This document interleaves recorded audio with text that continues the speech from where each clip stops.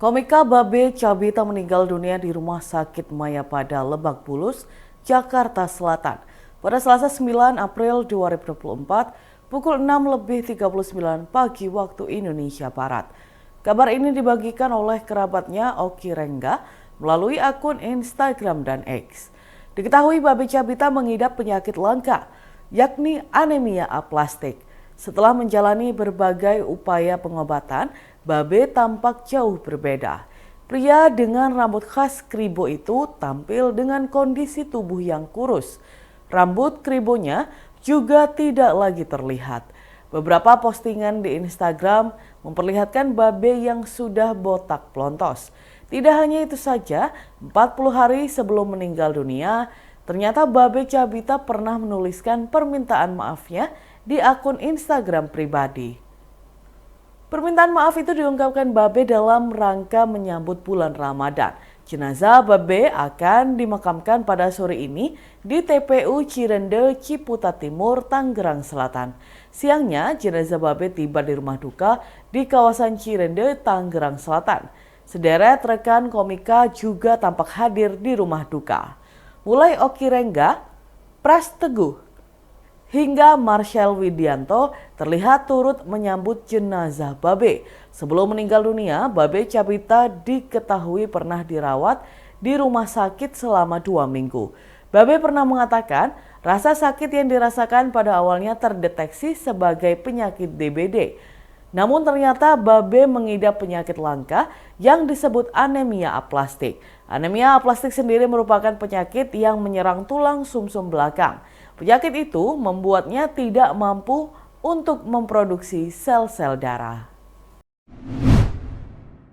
Sebagian warga di Kabupaten Jember, Jawa Timur melakukan sholat Id Hari Raya Idul Fitri lebih awal, yakni pada Selasa 9 April 2024 pagi.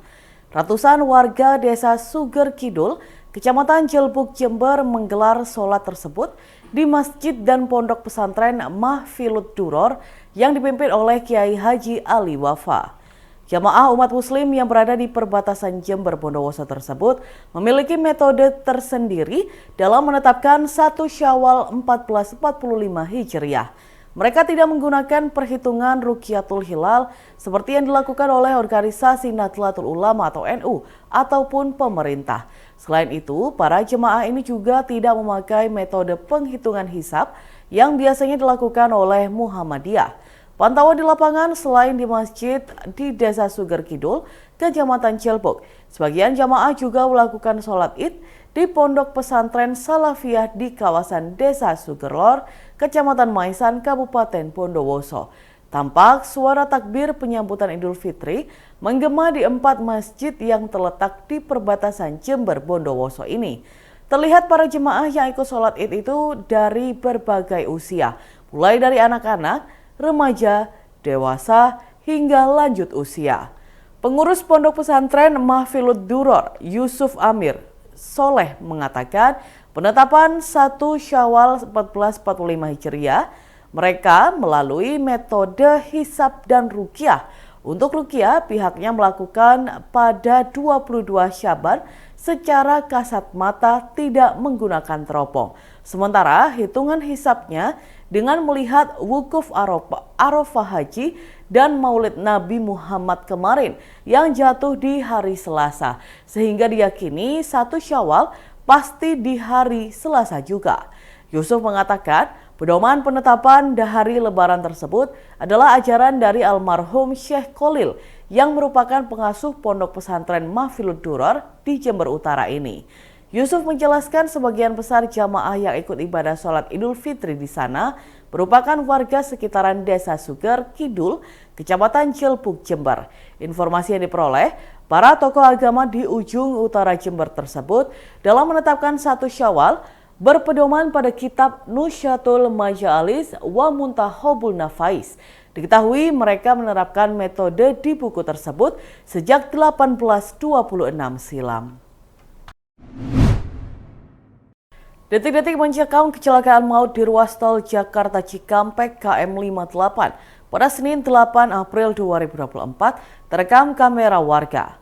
Mobil yang terlibat kecelakaan oleng hingga ada yang langsung terbakar. Beginilah detik-detik video kecelakaan tol Jakarta Cikampek KM 58 yang melibatkan sejumlah kendaraan. Video tersebut salah satunya diunggah oleh akun Instagram @dashcamowners Indonesia. Dalam video itu terlihat bus menabrak minibus hingga oleng ke bahu jalan. Sementara mobil minibus tersebut langsung terbakar hebat. Sejumlah mobil yang berada di belakangnya nyaris terlibat kecelakaan, namun berhasil menghindar. Kecelakaan ini diduga terjadi akibat salah satu kendaraan yakni minibus yang datang dari arah Jakarta menuju arah Jawa menggunakan jalur kontraflow tiba-tiba oleng. Kemudian dari arah berlawanan dari arah ke Jakarta datang sebuah bus dan terjadilah tabrakan. Menurut keterangan salah satu anggota kepolisian Dirlantas Polda Jawa Barat, kejadian diduga karena sopir minibus dari arah Jakarta mengantuk. Sebanyak 12 orang meninggal dunia akibat insiden ini. Diketahui belakangan bahwa 3 dari 12 korban meninggal dunia dalam kecelakaan itu berasal dari Bogor, Jawa Barat. Untuk pertama kalinya Israel mengerahkan sistem pertahanan yang dipasang di kapal. Sistem pertahanan baru Israel ini dapat mendeteksi sasaran mencurigakan yang memasuki wilayah utara negara itu.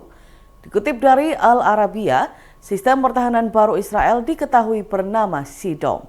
Sea-Dome adalah versi angkatan laut dari sistem pertahanan udara Iron Dome. Alat ini digunakan untuk melindungi dari serangan roket dan rudal. Sementara Iron Dome yang berbasis di darat telah digunakan berkali-kali untuk mencegat roket yang ditembakkan dari jalur Gaza yang dikuasai Hamas. Sistem pertahanan itu menelan biaya sekitar $50.000 per peluncuran. Diketahui pada Senin 8 April 2024 malam, militer Israel atau IDF melaporkan peringatan di daerah Eilat. Pasukan Angkatan Laut IDF mengidentifikasi target udara mencurigakan yang melintasi wilayah Israel. Pesawat musuh diduga akan menyusup ke wilayah itu. Namun Israel mengklaim target berhasil dicegat oleh sistem pertahanan Angkatan Laut Sea-Dome. Tidak ada korban luka atau kerusakan yang dilaporkan. Sementara seorang juru bicara IDF enggan mengonfirmasi target mencurigakan yang menyusup itu adalah sebuah drone. Akan tetapi ia menegaskan bahwa ini adalah penggunaan operasional perdana dari Sea-Dome. Hingga H-1 arus mudik Hari Raya Idul Fitri 1445 Hijriah, arus kendaraan di sepanjang Jalan Raya Pantura Situbondo relatif lancar dan tidak terjadi kemacetan arus lalu lintas. Meski demikian, para pemudik mengeluhkan banyaknya jalan yang bergelombang. Keluh kesah pemudik ini terungkap saat anggota Satlantas Polres Situbondo meminta testimoni kepada pemudik di depan pos pom kota, tepatnya di depan alun-alun Situbondo pada Selasa 9 April 2024. Salah seorang pemudik, Eka Parta, mengatakan selama perjalanan mudik dari Bali ke Situbondo semuanya lancar. Saat ditanya apa yang harus diperbaiki, pria asal Bali ini mengatakan ada beberapa jalan yang rusak dan bergelombang. Titiknya di tikungan saat akan keluar dari hutan Baluran. Dengan adanya pos pengaman yang didirikan pihak kepolisian, Eka Patra mengaku pelayanan polisi yang baik sangat dirasakan oleh pemudik. Hal senada juga disampaikan oleh Muhammad Yahya. Pemudik asal Malang ini mengatakan selama perjalanan mudik bersepeda dengan anak-anaknya karena sangat menarik karena sepanjang perjalanan tidak ada kemacetan arus kendaraan. Namun ia mengatakan akses jalannya cukup buruk, terutama di sepanjang jalan di wilayah Asam Bagus. Dikonfirmasi secara terpisah, Kasat Lantas Polres Situbondo AKP Tutut Yudo Prastiawan mengatakan pihaknya melakukan kegiatan pemeriksaan dan mengimbau para pemudik yang melintas di Jalan Raya Pantura Situbondo agar berhati-hati saat perjalanan mudik. AKP Yudo menjelaskan, meski ada peningkatan arus lalu lintas, namun sejauh ini di wilayah Situbondo berjalan lancar. Untuk meminimalisir terjadinya kecelakaan di daerah rawan laka, pihaknya akan menggencarkan patroli demi keselamatan masyarakat dan pengguna jalan raya. Ia pun mengimbau para pengguna jalan agar selalu berhati-hati dan menaati peraturan lalu lintas serta tidak melanggar arus kendaraan. Dan Tribuners, berikut kita simak bersama wawancara dengan pemudik Eka Parta dan Muhammad Yahya serta Kasat Lantas Polres Situbondo AKP Tutut Yudo Prastiawan. Menarik. Menarik? Ya, apa yang ya. menarik sebenarnya? Ya nggak macet. Nggak macet ya? Kemarin nggak macet. Terus untuk jalur Pantura sendiri seperti apa? Tadi sampai mulai dari Baluran, terus gimana perjalanannya? Ya cuma yang di mana ini Pak, asem bagus, Ya. jelek jalannya. Oh, bergelombang gitu ya? Gelombang. Sampean mudik ini perjalanannya gimana? Lancar, dari Bali lancar. Saya tadi ada cuma pemeriksaan di pelabuhan aja, tidak ada lagi. Jalannya lancar di sini. Untuk jalur Pantura Situbondo sendiri apa sebenarnya yang perlu diperbaiki, Pak? Yang ya ada jalan yang bergelombang itu aja. Ya, Di mana juga? ya tepatnya di mana? Lupa saya tadi. Di Baluran. Ya, apa namanya, pas tikungan tadi itu, habis di Alas Jati itu, pas Baluran. tikungan itu kan bikin terkejut, Kaget, ya. kaget karena dia tuh keras itu Ya. jalannya. Pak, dengan keberadaan pos pam yang diadakan oleh pihak Polres, itu tanggapan Pak seperti apa? Sudah bagus dan jalan lancar, pelayanan petugas Bapak polisi juga ramah. Yang pertama kami melaksanakan kegiatan kemanusiaan bagi pengguna jalan yang melaksanakan mudik hari ini. Himbo yang pertama harus hati-hati, keselamatan nomor satu, terkait juga perjalanannya, terkait juga pelayanan dari kami kepolisian. Apakah barangkali kepuasan masyarakat sudah puas dengan pelayanan kami? Dan bisa dijelaskan selama arus mudik ini bagaimana dan arus lalin ini? Alhamdulillah di wilayah Situbondo untuk arus lalin lancar. Memang ada peningkatan arus lalin di hari Sabtu sama Minggu. Untuk H-1 persiapan besok Lebaran, alhamdulillah ini sangat lancar. Jadi sudah terpantau normal.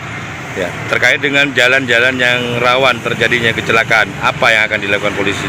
Ya, kami melaksanakan kegiatan patroli di Mas Lantas.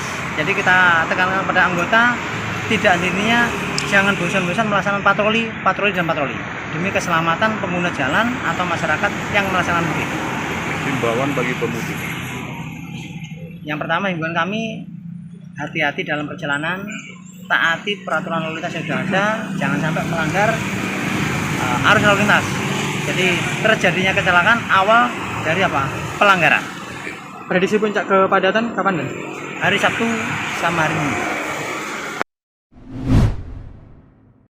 Kapolda Jatim Irjen Pol Imam Sugianto menyebutkan adanya penurunan angka kecelakaan dan fatalitas selama kurun waktu 4 hari pelaksanaan Operasi Ketupat Semeru 2024 menjelang momen Lebaran Idul Fitri 2024. Namun Kapolda menyoroti kecelakaan di Jalan Tol Ngawi. Menurutnya, selama kurun waktu 4 hari pelaksanaan operasi tahun ini telah terjadi 64 kecelakaan. Data pelaksanaan operasi tahun lalu pada 2023 dalam rentang waktu yang sama tercatat sekitar 111 kecelakaan. Artinya menurut Imam, persentase penurunan kasus kecelakaan selama operasi Ketupat Semeru 2024 dibandingkan tahun lalu sekitar 42%. Pemudik yang menggunakan moda transportasi kendaraan pribadi yang masuk ke Jawa Timur sebanyak 22.522 kendaraan, sedangkan 50.054 kendaraan keluar dari Jatim. Lalu pemudik yang menggunakan moda transportasi kapal laut, Pelabuhan Tanjung Perak Surabaya tercatat sekitar 46.000 orang yang masuk ke Jatim. Sedangkan pemudik yang keluar Jatim sekitar 4.000 orang. Selanjutnya, pemudik yang masuk ke Jatim melalui Pelabuhan Jangkar sekitar 1.411 orang. Sedangkan 1.086 orang keluar dari Jatim. Lalu pemudik yang masuk ke Jatim melalui Pelabuhan Ketapang sejumlah 195.813 orang, sedangkan 90.684 orang keluar dari Jatim. Selain itu, Imam Sugianto juga menyoroti kecelakaan mobil yang menewaskan 3 pemudik di ruas tol Ngawi. Ia mengungkapkan titik lelahnya ada di tol Ngawi KM 572 dan KM 574, di mana sudah ada 2 kejadian kecelakaan yang mengakibatkan fatalitas tinggi. Guna mengurangi fatalitas kecelakaan, Imam telah meminta kepada pengelola tol Solo Ngawi untuk memasang pita kejut di area tersebut. Imam mengimbau kepada pemudik pengguna jalur tol Solo Ngawi untuk istirahat di rest area 575 Ngawi. Pasalnya, pengendara yang telah memasuki ruas tol Ngawi cenderung mengalami kelelahan. Tan Tribuners, berikut kita simak bersama pernyataan dari Kapolda Jatim Irjen Pol Imam Sugianto. Peninjauan jalur-jalur yang kita nilai memiliki kerawanan dalam rangka melayani mudik lebaran. Alhamdulillah, khusus di Jawa Timur, kalau kita lihat di media rekan-rekan, Jawa Barat, Jawa Tengah luar biasa, masuk ke Jawa Timur, kita berdasarkan data puncak mudik yang masuk ke wilayah Jawa Timur, baik dari jalur darat, air maupun udara, itu kurang lebih ada 29.520 unit kalau kendaraannya. Ini puncaknya tanggal 6 kemarin, dan tanggal 7 kemarin menurun menjadi 915. Mudah-mudahan hari ini dan besok cukup landai, kemudian insya Allah masyarakat yang mudik bisa berkumpul dengan keluarganya dalam rangka silaturahim lebaran. Kemudian sekedar saya update dalam rangka operasi Semeru Ketupat ini, kalau kita lihat rekan-rekan bahwa alhamdulillah khusus Jawa Timur tidak ada simpul-simpul kemacetan. Karena apa? Ternyata berdasarkan data, kendaraan yang masuk itu ada 22.522 unit sampai tanggal 7 kemarin. Sementara yang keluar itu ada 50.054 unit. Jadi yang keluar dari Jawa Timur ternyata lebih besar daripada yang masuk.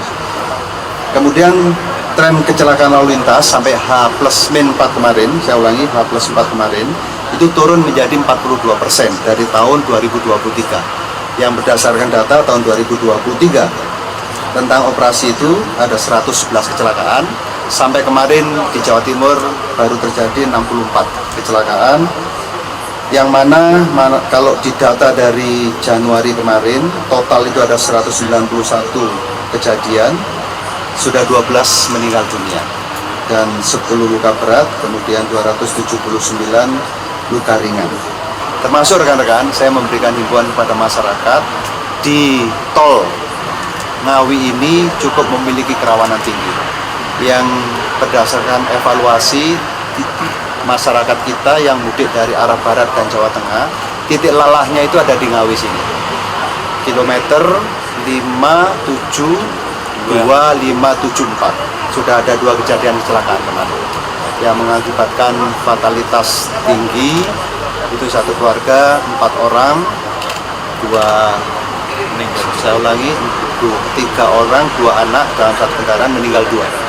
Ini saya menghimbau kepada pemudik yang masih melakukan perjalanan, sebaiknya kalau masuk di area tol Ngawi menuju Jawa Timur ini, masuk ke dalam rest area 575 ini, istirahat sejenak, kemudian senam. Mungkin kalau sudah segar, kita dipersilakan untuk menaiki kendaraannya kembali untuk